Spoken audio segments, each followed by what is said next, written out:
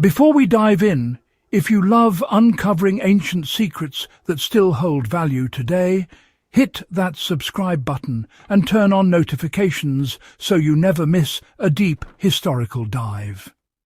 Today we're going to explore something that medieval builders knew intuitively, something that allowed their timber to stand for centuries where modern wood would have long since rotted.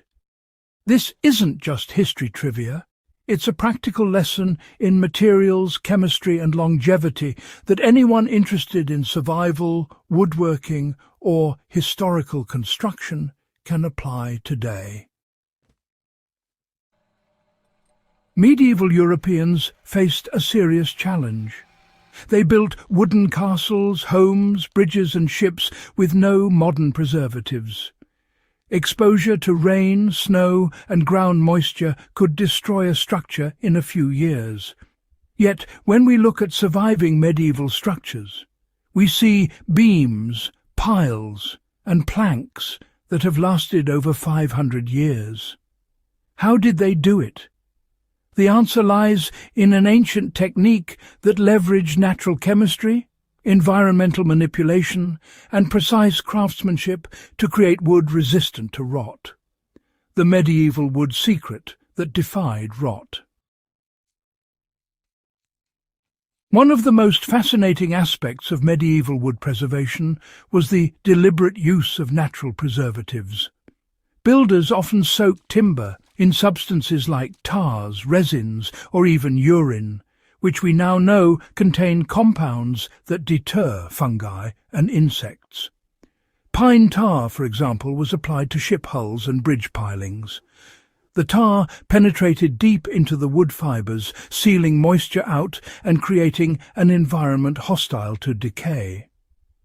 In practical terms today, if you're working with outdoor timber or planning to build a shelter, applying a natural preservative like pine tar or linseed oil before installation can dramatically extend the life of your wood without toxic chemicals. You could soak a wooden post for several days, let it dry and install it. Centuries ago, this would have been standard practice. The choice of wood was as important as the treatment itself. Oak, chestnut and larch were highly favoured for outdoor construction because they naturally resist rot. Oak, in particular, contains tannins, chemical compounds that slow fungal growth. Medieval builders understood this intuitively. They would often harvest timber during winter when the sap content was lowest, reducing susceptibility to mould and insect activity.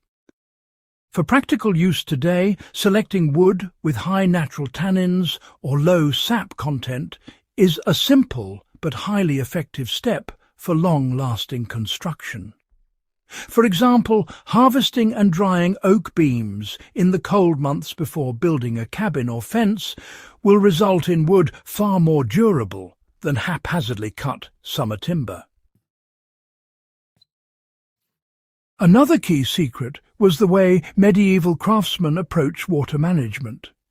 They understood that constant contact with wet soil accelerated decay. Castles and homes often had wooden beams set on stone or brick bases, keeping them off the ground entirely. Bridges and piers used wooden piles driven into waterlogged soil, but carefully treated with tar and frequently monitored.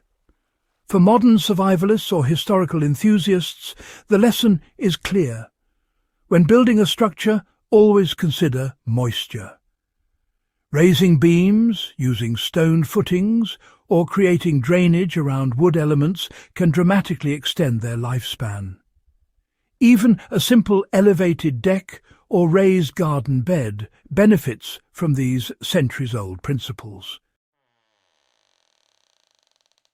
Beyond materials, medieval techniques themselves protected timber. Builders would avoid trapping water by angling beams for drainage, using joints that allowed airflow, and employing overlapping boards to shield interior wood from rain. The design wasn't just aesthetic. It was preventative maintenance built into the structure.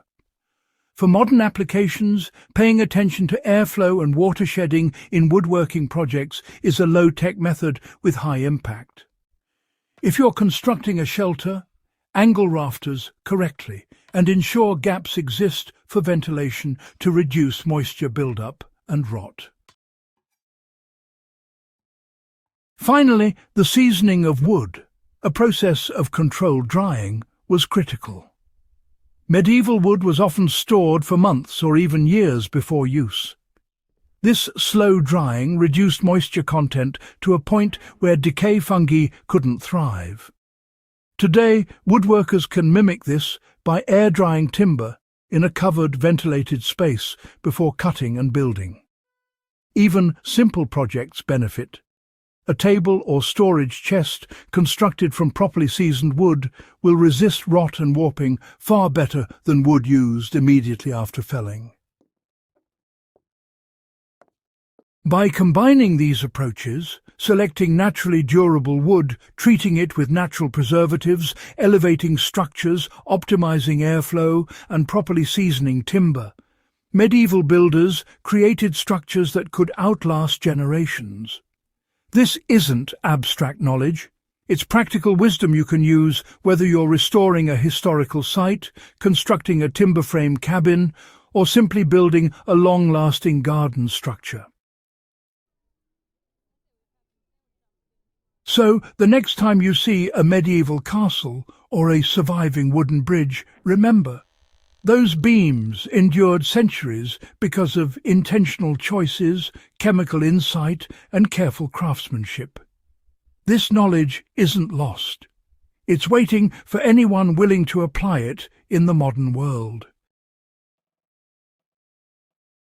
If this deep dive into the medieval wood secret that defied rot sparked your curiosity and you want more historical insights you can use today, subscribe to Iron Age Instincts and share this with fellow enthusiasts. Every share helps keep these ancient secrets alive, and your support ensures we can keep exploring the wisdom our ancestors left behind.